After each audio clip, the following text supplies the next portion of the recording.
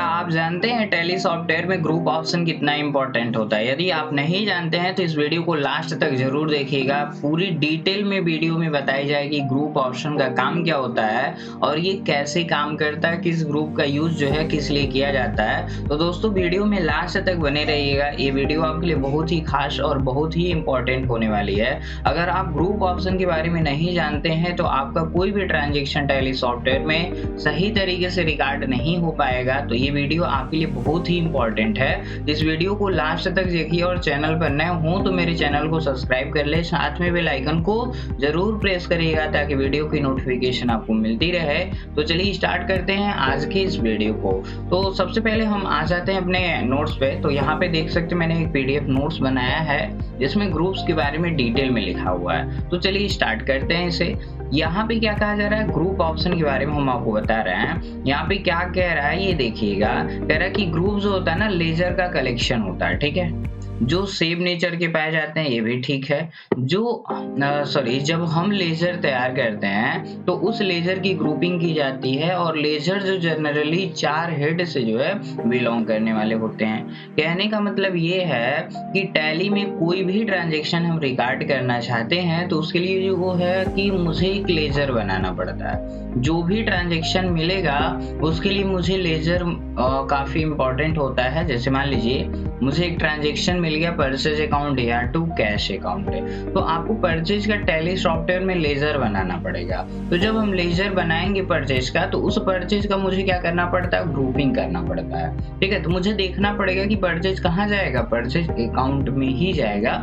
तो वही कह रहा है कि ग्रुप जो होता है ना एक लेजर का कलेक्शन होता है जो सेम नेचर के पाए जाते हैं। तो जो सेम नेचर के पाए जाते हैं, जैसे कि मान लीजिए आप कभी भी कहीं से भी सामान खरीदेंगे तो परचेज ही होगा और परचेज की ग्रुपिंग परचेज में की जाएगी।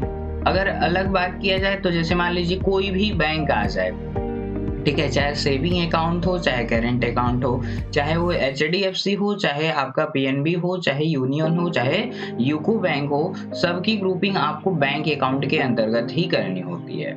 चलिए आगे बढ़ते हैं। जब हम लेजर तैयार करते हैं तो उस लेजर की ग्रुपिंग की जाती है, ठीक है। लेजर जनरली 4 हेड से बिलोंग करेगा, यानी कोई भी लेजर बनाएंगे वो जनरली 4 हेड को दर्शाता है, या तो एसेट्स को दर्शाएगा या तो लायबिलिटीज को दर्शाएगा।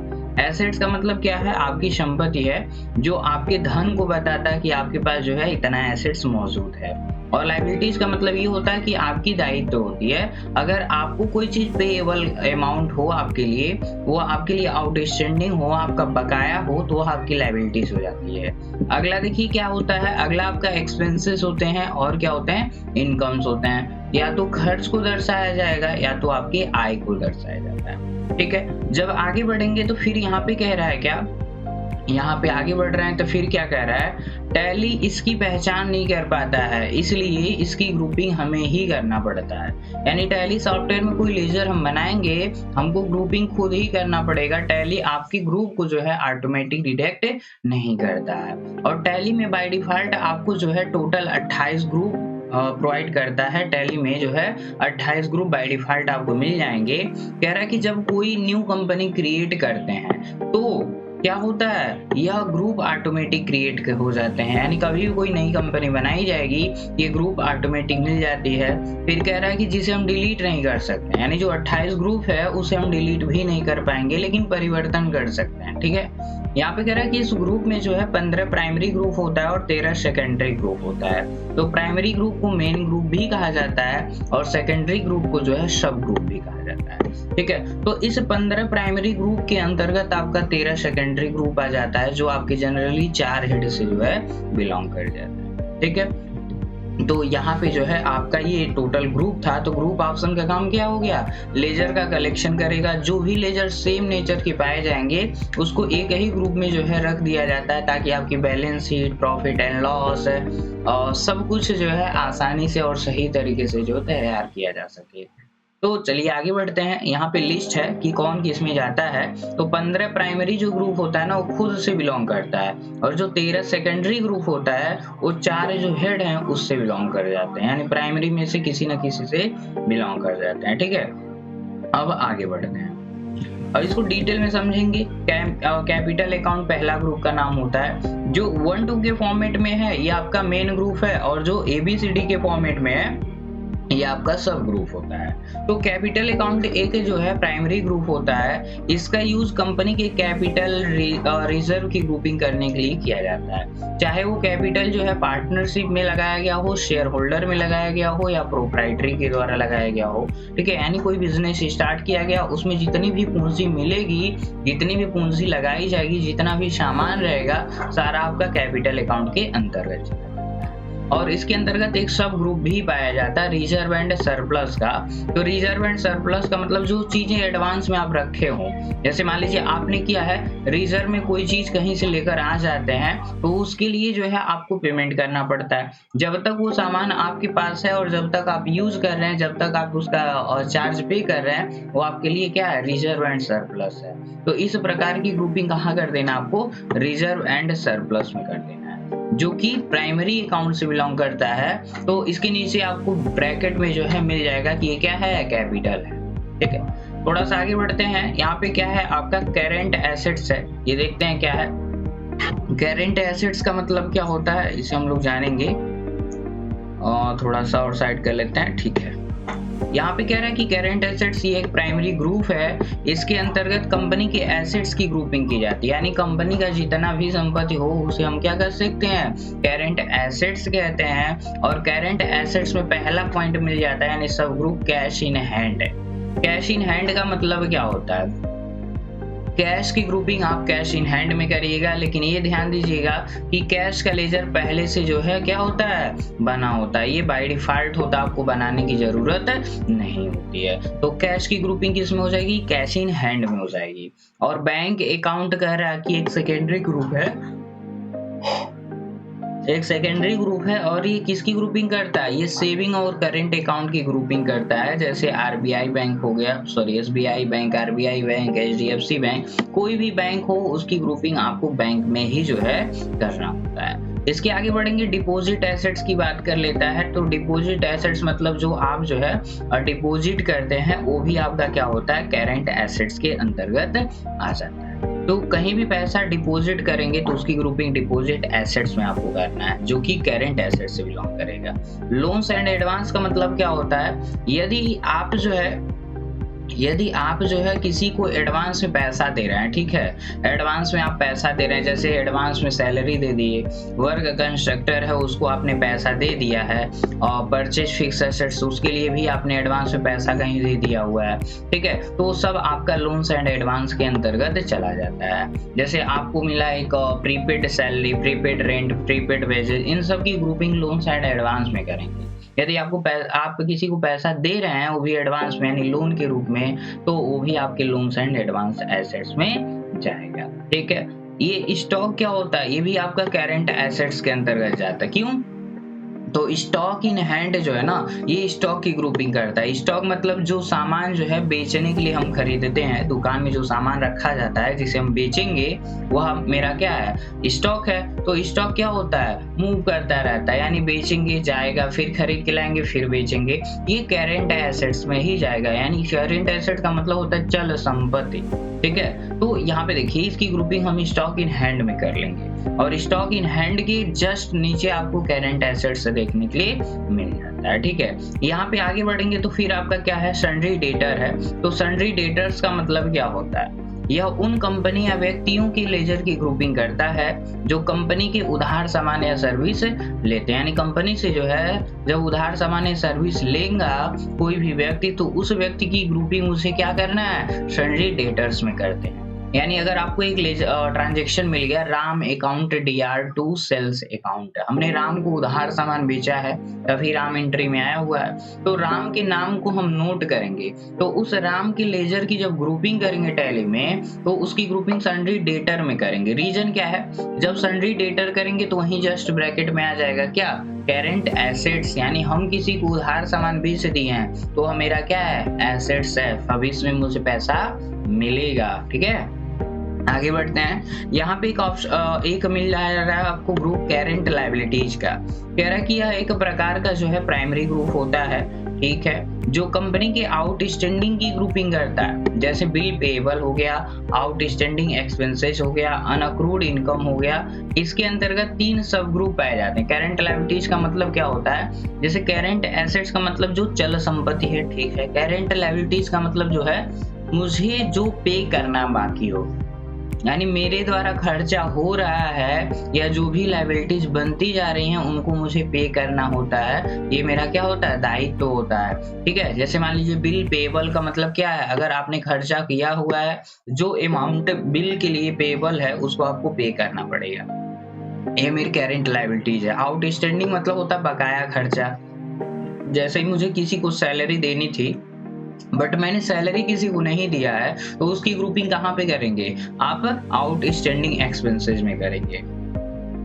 अनअक्रूड इनकम का मतलब क्या होता है, ऐसा इनकम ठीक है जो मुझे एडवांस में मिल गया है, तो उसके लिए भी मुझे सर्विस प्रोवाइड करनी पड़ेगी ना, ये मेरी लायबिलिटीज है। इसी तरीके से देखिए क्या है, करंट लायबिलिटीज में 3 सब ग्रुप पाए जाते हैं, जैसे ड्यूटीज एंड टैक्सेस। ये क्या करता है, ड्यूटीज एंड टैक्सेस ये टैक्स की ग्रुपिंग करता है, जैसे CGST हो गया, SGST हो गया, IGST हो गया, TDS हो गया, इनकम टैक्स हो गया। इनकी ग्रुपिंग जो है ड्यूटीज एंड टैक्सेस के अंतर्गत होगी, जो मेरी क्या है, लायबिलिटीज है, ठीक है। इसके आगे बढ़ते हैं। प्रोविजंस का मतलब क्या होता है, प्रावधान होता है। यदि हम कोई काम सेट कर दिए, मुझे ये चीज डन करवाना है, तो उसके लिए जो मुझे पूंजी इकट्ठा करना पड़ेगा, जो व्यवस्था मुझे बनाना पड़ेगा, वो मेरी लायबिलिटीज है, क्योंकि उस टास्क को मुझे क्या करना पड़ेगा, कंप्लीट करना पड़ेगा।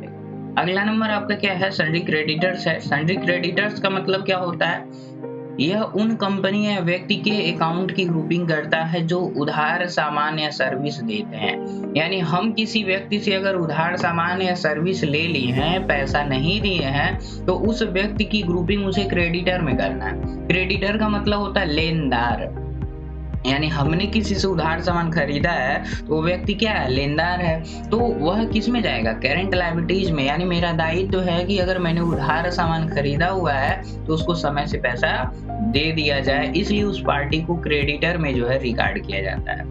और हम किसी को उधार सामान या सर्विस देते हैं तो वह व्यक्ति जो है डेटर में जाएगा। क्यों, क्योंकि अगर वह व्यक्ति सामान लिया है तो पैसा देगा, डेटर का मतलब हो गया देनदार, तो पैसा देगा तो मेरा क्या है, एसेट्स है। फ्यूचर में मेरे पास पैसा आएगा तो वह मेरा क्या हो गया, एसेट्स हो गया, ठीक है। आगे बढ़ेंगे तो फिर यहाँ पे क्या मिलता जा रहा है, फिक्स एसेट्स। फिक्स एसेट्स का मतलब क्या होता है, यह सभी प्रकार के फिक्स एसेट्स की ग्रुपिंग करता है, जैसे मशीन हो गया, बिल्डिंग हो गया, कंप्यूटर हो गया, फ्रीज हो गया, AC हो गया, ये सारी चीजें, यानी कोई भी एसेट्स हो जो स्थिर हो, यानी जिसको तुरंत लेन देन में ना लेकर आया जाए, वो सब मेरा क्या होता है, फिक्स एसेट्स हो जाता है। जैसे मान लीजिए आपने एक दुकान ओपन कर लिया, ठीक है, तो दुकान पे जो फर्नीचर आपने रखा हुआ है बैठने के लिए, और sofa, table, fan, AC, cooler वगैरह, जो भी आपने इस तरीके का जो है एसेट्स लगाया हुआ है, वो सब फिक्स एसेट्स है। लेकिन उसमें जो सामान आप बेचने के लिए रखे हैं उसे हम स्टॉक कहते हैं, और वो स्टॉक जो होता है कहाँ जाता है, करंट एसेट्स में जाता है। यानी स्टॉक इन हैंड जो होता है मेरा क्या होता है, करंट एसेट्स यानी चालू संपत्ति होती है। और ये जो होता है फिक्स एसेट्स होता है, स्थिर वाला होता है। बिल्डिंग अगर हमने बनवा ली है तो ये स्थिर है, ठीक है, तो ये चीज आपको ध्यान देना है, ठीक है। अगर किसी प्रोडक्ट का नाम आ जाए तो उसकी ग्रुपिंग फिक्स एसेट्स में करेगा। अगर कोई बेचने के लिए सामान है तो उसकी ग्रुपिंग स्टॉक, मतलब उसे स्टॉक कहते हैं, और स्टॉक इन हैंड में उसकी ग्रुपिंग होती है। फिर क्या है, इन्वेस्टमेंट है। यह कंपनी के इन्वेस्टमेंट की ग्रुपिंग करता है, जैसे शेयर, रियल एस्टेट है, यानी आपके द्वारा फ्यूचर के लिए कहीं पे पैसा लगाया जा रहा है, वो आपका इन्वेस्टमेंट है, तो उसकी ग्रुपिंग आपको इन्वेस्टमेंट में करना है। अगला देखते हैं यहाँ पे 6वां नंबर, लोन्स एंड लायबिलिटीज। यानी अगर हम किसी से लोन लेंगे तो ये मेरी लायबिलिटीज है, अगर हम किसी को लोन या एडवांस में पैसा देंगे ये मेरा एसेट्स। ऊपर अभी बताया है ना, कह रहा है कि यह कंपनी के लिए लिए गए लोन्स की ग्रुपिंग करता है। जैसे बैंक OD है, तो बैंक से अगर ओवरड्राफ्ट आप ले लिए, एक्स्ट्रा पैसा ले लिए, तो ये आपका क्या होता है, बैंक ओवरड्राफ्ट क्या होता है आपका, ये जो है लोन्स लायबिलिटीज में चला जाएगा। अगर हम बैंक से ओवरड्राफ्ट जनरेट करवाएंगे तो ओवरड्राफ्ट में जाएगा। सिक्योर्ड लोन का मतलब जब सिक्योरिटी देने के बाद लोन लिया जाता है तो उसे सिक्योर्ड लोन कहते हैं। जैसे किसी बैंक से आप लोन लेते हैं तो सिक्योर्ड लोन में जाएगा। अनसिक्योर्ड का मतलब जो बिना सिक्योरिटी के लिए लिया गया लोन होता है, जैसे किसी व्यक्ति से आपने पैसा ले लिया तो यह अनसिक्योर्ड लोन होता है, ठीक है। तो इसमें इंटरेस्ट वगैरह सब कुछ ज्यादा होता है और रिस्क भी जो है काफी ज्यादा होता है। तो इस तरीके से जो है ये चलता रहता है। तो शायद आपको अनसिक्योर्ड भी समझ में आ गया हो। इसके आगे बढ़ेंगे सस्पेंस अकाउंट। तो सस्पेंस अकाउंट किसकी ग्रुपिंग करता है? यदि आप क्या किए, कोई ट्रांजेक्शन आप बना रहे हैं और मुझे समझ में नहीं आ रहा है, मतलब अगर हम ट्रांजेक्शन कोई बना रहे हैं और मुझे ये नहीं समझ में आ रहा है कि इस लेजर की ग्रुपिंग कहाँ करेंगे, तो उसकी कहाँ पे करिए? सस्पेंस में। बाद में आप सही वगैरह कर सकते हैं। मिसलेनियस एसेट्स का मतलब क्या है? जो मार्केट में पैसा आपका है उसे आप क्या कर रहे हैं? इकट्ठा कर रहे हैं, तो वह आपका मिसलेनियस एसेट्स होता है, ठीक है। जैसे आप के दुकान पे कई सारे सेलर हैं, डेली सामान बेच रहे हैं, आपको पैसा फिर ला कर दे रहे हैं, फिर आपसे सामान ले रहे हैं, फिर बेच रहे हैं, फिर आपको पैसा ला कर दे रहे हैं, तो ये आपका मिसलेनियस एसेट्स में चला जाता है। ब्रांच एंड डिवीजन का मतलब क्या है? यानी आपकी कंपनी का कोई ब्रांच है या कोई डिवीजन है, तो उसकी उसमें जो है, अगर मान लीजिए कोई भी सामान, कोई भी ट्रांजेक्शन उसके नाम पे यानी अपने ही कंपनी से कर रहा है, तो उसकी ग्रुपिंग ब्रांच एंड डिवीजन में कर लेते हैं। तो इसके अंतर्गत कंपनी से रिलेटेड कंपनी के सभी ब्रांच की ग्रुपिंग की जाती है। अब देखो इसमें क्या इंपॉर्टेंट होता है, सेल्स कितना इंपॉर्टेंट होता है, ये देखिए यहाँ पे सेल्स जो होता है काफी इंपॉर्टेंट होता है। यहाँ पे देख सकते हैं इसके अंतर्गत सेल्स और सेल्स रिटर्न की ग्रुपिंग की जाती है। यानी अगर हम सामान किसी को बेच रहे हैं या बिका हुआ सामान मुझे वापस मिल रहा है, तो उस सेल्स अकाउंट की ग्रुपिंग आपको सेल्स में कर देना होता है। सेम इसी तरीके से जो होता है आपका परचेज भी होता है। अगर हम किसी व्यक्ति से सामान खरीदते हैं या खरीदा गया सामान वापस करते हैं, तो उसकी ग्रुपिंग कहाँ करना है? आपको परचेज अकाउंट के अंतर्गत करना होता है, ठीक है। डायरेक्ट इनकम का मतलब क्या होता है? डायरेक्ट इनकम का मतलब जो तुरंत हो जाए। जैसे मान लीजिए कोई काम किया और उसके बदले तुरंत मुझे पेमेंट मिल जाता है, और जो ना कभी निर्धारित रहता है ना पहले से फिक्स रहता है, ऐसे कोई सामान आप बेच के जो प्रॉफिट कमाते हैं उसे हम डायरेक्ट एक्सपेंस कहेंगे। जैसे मान लीजिए 2 अकाउंट लीजिए, एक वेजेस का ले लीजिए, एक सैलरी का ले लीजिए। तो वेजेस का मतलब होता है मजदूरी और सैलरी का मतलब होता है आपका मंथली इनकम हो गया, आपका सैलरी हो गया, ठीक है। तो आप परमानेंट तरीके से काम कर रहे हैं, हर महीने जो है आपको सैलरी मिल रही है। और वेजेस का मतलब हो गया मजदूरी। तो मजदूरी क्या है? 1-2 दिन की तुरंत पैसा दे दिए, काम खत्म हो गया, तो फिर आप कहीं और जाकर काम कर सकते हैं। तो वेजेस की ग्रुपिंग आपको डायरेक्ट इनकम में कर लेना होता है, और जो सैलरी होती है उसको इनडायरेक्ट में करना होता है। यानी जो पहले से निश्चित हो, निर्धारित हो, जो एक निश्चित डेट पे हमेशा आपको पेमेंट करना हो या हमेशा आप पेमेंट प्राप्त करते हो, वह आपका इनडायरेक्ट है। और जो तुरंत की बात हो जाए, यानी तुरंत हम बेच दें, पैसा मिल जाए, तुरंत मुझे किसी काम के बदले पैसा मिल जाए, तुरंत मुझे काम के बदले पैसा देना पड़े, तो सब आपका क्या होता है? डायरेक्ट में जाता है। तो देखो अगर हम कहीं पे बेचे, यानी कोई सामान बेचे उसके बदले पैसा मिला, तो डायरेक्ट इनकम हो गया। अगर किसी क्या है, अगर कहीं पे हम काम किया और उस काम के बदले तुरंत मुझे पैसा मिल गया, तो डायरेक्ट इनकम में जाएगा, ठीक है।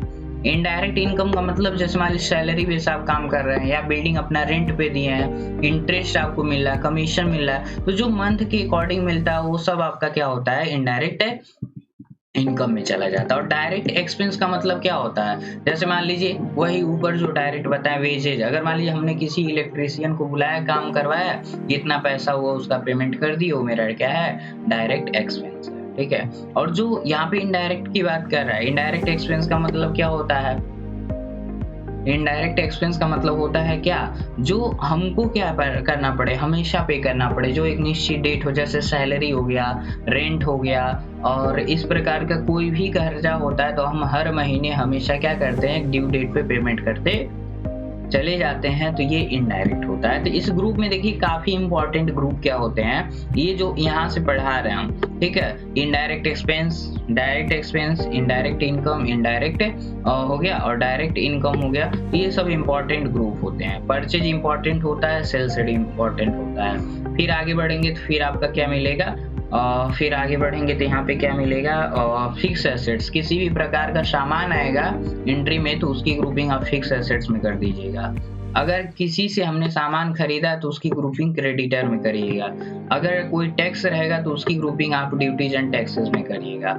और कोई आउटस्टैंडिंग एक्सपेंसेज हो तो उसकी ग्रुपिंग आप करेंट लायबिलिटीज में करिएगा। जो बिल पेबल हो, आउटस्टैंडिंग एक्सपेंस आपको मिल जाए, अनअक्रूड इनकम मिल जाए, तो इसकी ग्रुपिंग जो है मुझे क्या करना, करेंट लायबिलिटीज में करना है, ये इंपॉर्टेंट है। यदि किसी व्यक्ति को हम सामान बेचे हैं तो उस व्यक्ति की ग्रुपिंग सन्ड्री डेटर में करिएगा। यदि हमारे दुकान में सामान है तो उन सामान की ग्रुपिंग स्टॉक इन हैंड में करेंगे। और फिर लोन्स एंड एडवांस, किसी को एडवांस में हम पैसा देते हैं तो लोन्स एंड एडवांस में करिएगा। कोई भी बैंक आ जाए तो उसकी ग्रुपिंग बैंक में करिएगा। और कैश आ जाए तो कैश की ग्रुपिंग कैश इन हैंड में कर दीजिएगा। और जैसे प्रीपेड एक्सपेंस वगैरह है तो लोन्स एंड एडवांस में भी कर सकते हैं, या तो यहाँ पे करेंट एसेट्स में भी कर सकते हैं, यहाँ से दिखाइएगा। और रिजर्व एंड सरप्लस मतलब रेंट पे कोई सामान आप लिए हैं तो जब तक आपके पास सामान है वो तब तक आपके लिए जो है आपके मतलब आपके क्या है, आपके लिए वो काम करेगा। आप जैसे काम करवाना चाहते हैं, जैसे आप यूज करना चाहते हैं, वो सारा वर्क होगा, वो रिजर्व एंड सरप्लस होता है।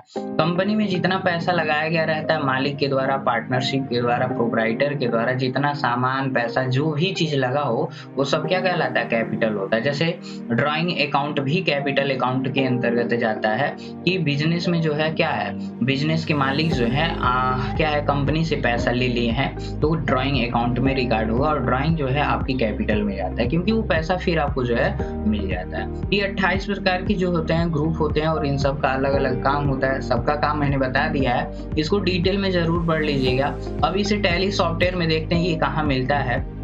तो हम टैली सॉफ्टवेयर ओपन कर लिए और ओपन करने के बाद एक कंपनी बना लिए। जो कंपनी बनाने नहीं जानते हैं, जो कंपनी नहीं बनाए आज तक, तो पिछली वीडियो में पढ़ा हुआ है कि आप कंपनी कैसे बना सकते हैं। उस वीडियो को डिटेल में देखिएगा, उसमें अच्छे से टैली सॉफ्टवेयर को चलाने के लिए बताया गया है और सही तरीके से जो है वो काम करता है। यहाँ पे टैली प्राइम 6.0 हम लोग पढ़ रहे हैं। यहाँ पे देखिए एक ऑप्शन मिल जाता है क्रिएट का, बहुत काम का ऑप्शन होता है दोस्तों। ये क्रिएट ऑप्शन जो है यहाँ पे आपको देखने के लिए मिल जा रहा है। इस क्रिएट ऑप्शन का काम क्या होता है, आपका ये जो क्रिएट ऑप्शन है ना, अगर हम इस पे जाएं तो यहाँ पे देखिए सब मिल गया आपको। तो थोड़ा सा मैं जूम करूंगा तो देखिए मिल रहा है ना। पहला क्रिएट में जा रहा है तो ग्रुप मिल जा रहा है, लेजर में जा रहा है तो लेजर मिल रहा है, करेंसी में जा रहा है तो करेंसी मिल रहा है। तो फिलहाल मुझे ग्रुप में जाना है। यहाँ पे तुरंत ग्रुप बनाने की बात कर रहा है, लेकिन हमने कहा कि आप टैली सॉफ्टवेयर में ग्रुप नहीं बना सकते हैं, लेकिन हम बनाना चाहें तो बना सकते हैं। ऐसे जो है कुछ रेंडम तरीके से जो है हम ऐसे बना लिए, कुछ भी ऐसे हम कुछ बना रहे हैं। जैसे मान लीजिए ड्राइंग के नाम से बना ली, सबसे अच्छा रहेगा। ठीक है, यहाँ पे ड्राइंग के नाम से जो है मैंने एक ग्रुप किया और इसकी ग्रुपिंग कैपिटल अकाउंट में कर दी। ठीक है, इसे मैं इंटर करते हुए क्या करूंगा, एक्सेप्ट कर दूंगा। थोड़ा सा मैं जूम आउट करना चाहूंगा। अब बैक आते हैं, स्कैप बटन प्रेस करेंगे तो स्कैप होता है पीछे आ जाएगा। तो क्रिएट का काम होता है बनाना, तो ग्रुप बनाना नहीं होता है। एक्चुअली हमने एक ग्रुप बनाया है, अब उसको देखना है। जितना भी ग्रुप है उसको आप देखना चाहते हैं। यहाँ पे देखिए क्या है, दूसरा ऑप्शन अल्टर का है। अल्टर पे जब आप इंटर बटन प्रेस करेंगे तो जो भी चीज आपने बनाया है उसमें परिवर्तन करना चाहे तो अल्टर का यूज करेंगे।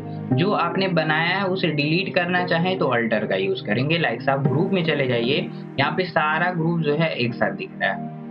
ठीक है, जो पहले से बना हुआ है उसमें हम परिवर्तन कर सकते हैं। जैसे हम आगे बढ़े, ठीक है, यहाँ पे देखिए ये सब है ना। यहाँ पे बैंक अकाउंट है तो इसके किसके अंडर जा रहा है, करेंट एसेट्स में जा रहा है, क्योंकि ये आपकी चालू संपत्ति होती है। अगर इसे मैं यस करना चाहूँ तो यस हो जा रहा है, अगर मैं इसे नो करना चाहूँ तो नो हो जा रहा है, यानी परिवर्तन हो जाएगा।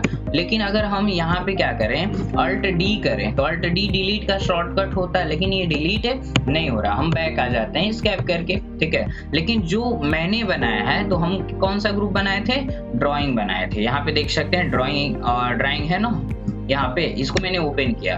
इसको हम डिलीट कर सकते हैं क्योंकि इसे मुझे मतलब इसे जो है हमने बनाया है। तो अल्ट के साथ डी बटन प्रेस कर देंगे। यहाँ पे देखिए डिलीट बॉक्स आ रहा है, आप इंटर करिए, ये क्या हो जाएगा, डिलीट हो जाएगा।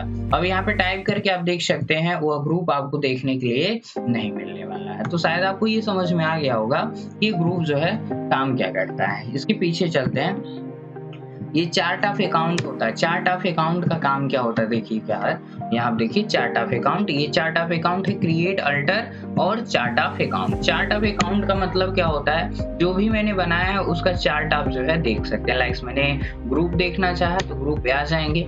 ग्रुप आने के बाद जो है यहाँ पे आपको सभी ग्रुप देखने के लिए मिल जाएंगे। यहाँ देखिए क्या है, सॉरी यहाँ पे चार्ट अकाउंट में आ जाते हैं तो यहाँ देखिए branch and division, capital account, reserve and surplus. तो जो थोड़ा सा पहले है ना ये क्या है मेन ग्रुप, और थोड़ा सा अंदर जो दिखा रहा है ये आपका सब ग्रुप है। तो ये 2800 ग्रुप जो है आपको यहाँ पे देखने के लिए मिल जाता है। ठीक है, ये आपका चार्ट ऑफ अकाउंट है। अगर इस ग्रुप पे कोई भी काम होगा तो सारा काम यहाँ पे दिखाएगा। ट्रांजेक्शन वगैरह 50,000 का हुआ, 1 लाख का हुआ, कौन सा लेजर बना है किस ग्रुप में, वो सारी चीजें जो है आ जाएंगी।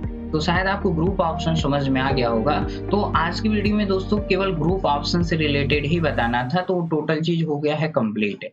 नेक्स्ट वीडियो केवल आपके टैली सॉफ्टवेयर में जो है लेजर से रिलेटेड होने वाली है। तो यह वीडियो आप अच्छे से देख लीजिएगा, तभी आपको लेजर की वीडियो समझ में आएगी। तो यदि मेरी वीडियो आपको पसंद आई हो तो मेरे वीडियो को लाइक करिएगा, शेयर करिएगा, और चैनल पर नए हो तो मेरे चैनल को सब्सक्राइब कर लीजिए। साथ में बेल आइकन को जो है जरूर प्रेस करिएगा, ताकि आपको वीडियो की नोटिफिकेशन समय से प्राप्त हो, ताकि आप जो है टैली प्राइम में जो है एक्सपर्ट बन सके। तो मिलते हैं ऐसे ही किसी मजेदार वीडियो के साथ, तब तक के लिए बाय बाय।